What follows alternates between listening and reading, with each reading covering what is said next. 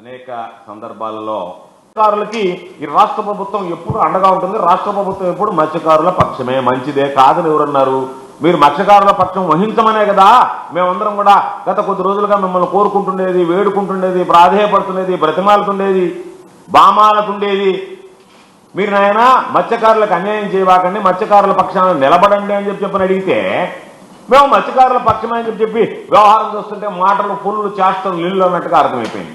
బ్రహ్మాండంగా మాట్లాడారు. ఒక్కొక్కడు అబ్బా అసలు వెనక తీసి పారేసారు మత్స్యకారులు, మా గుండెలు చీలిస్తే మత్స్యకారులు అన్నారు. బాగానే ఉంది. మేము అడిగేటువంటి వాటిని మీ ఉపన్యాసాలు బళ్ళే, మీ సభలు బళ్ళే, సమావేశాల్లో మాట్లాడినట్టు మాట్లాడబళ్ళే. మీరు జవ్వలదిన్న ఫిషింగ్ హార్బర్కి సంబంధించి సాగర్ డిఫెన్స్కి ఏదైతే కట్టబెట్టారో వాటిని తిరిగి వాళ్ళకి వేరే ప్రత్యామ్నాయ స్థలం చూపించి వీళ్ళని పూర్తిగా ఫిషింగ్ హార్బర్కి సంబంధించినటువంటి వాటి ఆ జవ్వలదిన్న హార్బర్ని ఇస్తారా? దాని మీద స్పష్టత ఇవ్వలేదు. బోట్లని ఈరోజు తరలించుకుని వెళ్ళిపోయారు. దాని మీద స్పష్టత ఇవ్వాల్సినటువంటి అవసరం మీకుందా లేదా?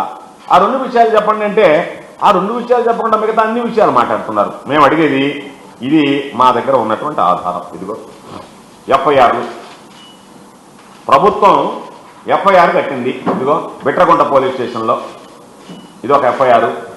ఈ ఎఫ్ఐఆర్ నెంబర్ వచ్చి 88/2025 24/9/2025 నాడు కట్టినటువంటి ఎఫ్ఐఆర్ ఇది. ఇంకొక ఎఫ్ఐఆర్ కూడా ఉంది.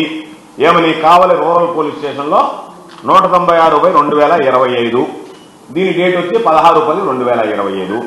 ఈ ఇచ్చింది ఎవరు? మొదటిది బిట్రగుంట పోలీస్ స్టేషన్లో నమోదైనటువంటిది కుదిరి సురేష్ బాబు అని చెప్పి ఫిషరీస్ డెవలప్మెంట్ ఆఫీసర్ పడుగుపాడు. ఆయన ఇచ్చాడు. ఎవరి మీద ఇచ్చాడు? పాండిచ్చేరి కరైకల్కు సంబంధించినటువంటి మత్స్యకారులు ఈ విధంగా దోసుకుపోతున్నారని కంప్లైంట్ ఇచ్చాడు.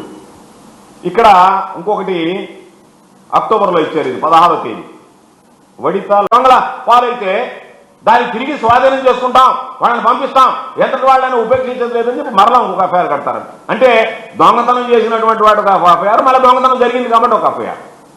ఎంత సిగ్గుమాలినటువంటి ప్రభుత్వం ఇది! నవ్వుకుంటారేమో మనల్ని చూసి, మన చేష్ట గురించి ఆలోచన చేయకుండా. అసలు మీరు నిన్న ఎందుకు వచ్చారో ఎందుకు పోయారో తెలియలే. నిన్న మాకు అర్థమైంది ఏంటంటే మేము వచ్చాం, మా వల్ల కాదని చేతులు ఎత్తేసాం, మేమేం చేయలేము అనేటువంటి మాట మీరు స్పష్టంగా ప్రకటించి వెళ్ళినట్టుగా అనిపించింది. కాబట్టి మీరు పాపం ఆ మత్స్యకారులకు సంబంధించి ప్రలోభ పెట్టి వాళ్ళతో పాపం మీరు లోబరుచుకొని ఈరోజు వాళ్ళ మీద వాళ్ళు మత్స్యకారుల్లో మధ్య చుచ్చుపెట్టి ప్రశాంతంగా ఉన్నటువంటి తీర ప్రాంత మత్స్యకార గ్రామాల్లో మీరు అనవసరమైనటువంటి రాద్ధాంతం చేసి వాళ్ళని ఇబ్బందులకు గురి చేసి మీరు వాళ్ళకు మంట వేసి మీరు చలి కాచుకునేటువంటి పనిలో ఉన్నారు తప్ప ఆ మంటలను ఆర్పివేయాలి, ప్రశాంతమైనటువంటి వాతావరణం తీసుకురావాలనేటువంటి ఆలోచన చేయడం లేదు.